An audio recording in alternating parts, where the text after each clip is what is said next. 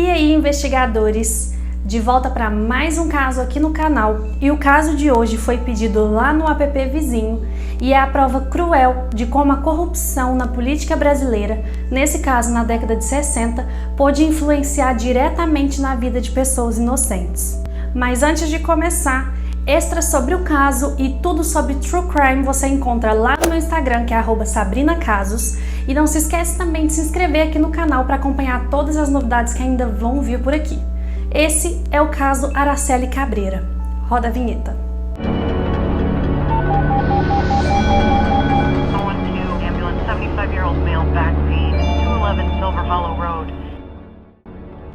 Bom, então vamos aos fatos. Araceli Cabreira, ela morava no Espírito Santo junto com a sua mãe, que era boliviana, o pai e o irmão, que era 5 anos mais velho. Ela era amada por toda a família e principalmente por seu pai, que chamegava ela muito. Araceli, na época, tinha 8 anos de idade e ela tinha o costume de ir para a escola de ônibus sozinha.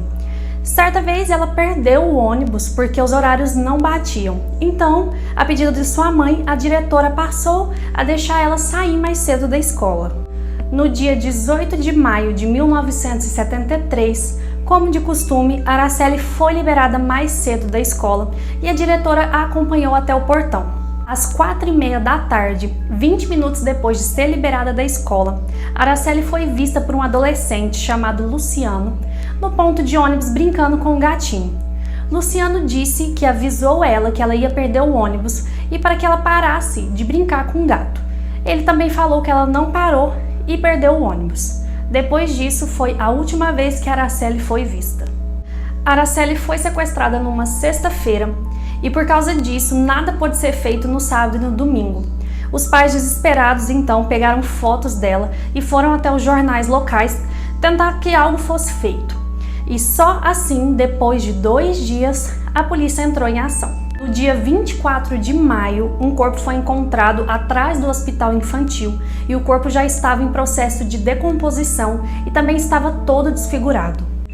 O corpo de fato pertencia a Araceli e foi constatado que ela foi drogada, violentada, espancada e também tinha sinais de ácido pelo corpo, provavelmente para dificultar a identificação. O pai de Araceli identificou o corpo por uma marca de nascença que ela tinha na perna. Além disso, foram feitos vários exames periciais, inclusive da arcada dentária, porque o corpo estava tão desfigurado que nem sequer parecia um corpo. A causa mortis foi dada como asfixia e intoxicação. Rapidamente, a notícia se espalhou pelo Brasil e gerou grande comoção, pessoas pedindo por justiça. Esse caso, ele estava diretamente ligado à corrupção da época da ditadura militar, e vocês vão entender isso daqui a pouquinho. E por causa disso, várias pessoas foram caladas. A principal teoria aceita, que foi apresentada pelo promotor do caso na época, tinha 3 suspeitos principais. E esses eram pertencentes a uma família tradicional e muito influente no Espírito Santo, a família Michelini. Os envolvidos eram Dantinho, um latifundiário que tinha enorme influência com o governo militar, Dante, filho de Dantinho, e um amigo da família chamado Paulo. Essa teoria diz que Araceli foi raptada por Dante e Paulo, que estavam no bar que ficava de frente ao ponto de ônibus. Esse bar, inclusive, pertencia ao pai do Dante. Acreditava-se também que eles já tinham visto Araceli pela região e planejavam raptá-la. Inclusive, tem relatos de que o Dante, ele violentava meninas em festas que ele dava, porque a família era muito influente, então ele era praticamente intocável. No depoimento, uma testemunha chamada Marisley, que era amiga de Dante e Paulo, tinha dito que certa vez eles tinham pedido para ela dar um sorvete para Araceli e outra vez também tinham dado uma boneca para que ela entregasse a menina, coisa que ela não fez. Inclusive, essa boneca foi até mostrada no tribunal, mas claro que eles negaram tudo. Marisley também afirmou que no dia do crime, o Dante tinha chamado ela falando que tinha feito uma besteira e levou até o corpo da Araceli. Eles negaram tudo e depois de todos os depoimentos da Marisley, ela acabou negando tudo que ela falava, provavelmente porque ela tinha medo que algo acontecesse a ela também. Bom, nessa teoria então, depois de ter sido raptada no ponto de ônibus, Araceli teria sido levada para o bar à frente e ela ficou em cárcere até o domingo. Nesse período ela foi violentada, inclusive foi encontrado marcas de mordidas na genitália e no seio dela, e uma funcionária do local afirmou que levou comida para Araceli nesses dias e que ela tinha sido ameaçada pelos patrões se contasse algo. Devido ao excesso de drogas que usaram na Araceli para que ela não acordasse, ela acabou entrando em colapso. Então ela teria sido levada para um hospital infantil na região, mas acabou não resistindo.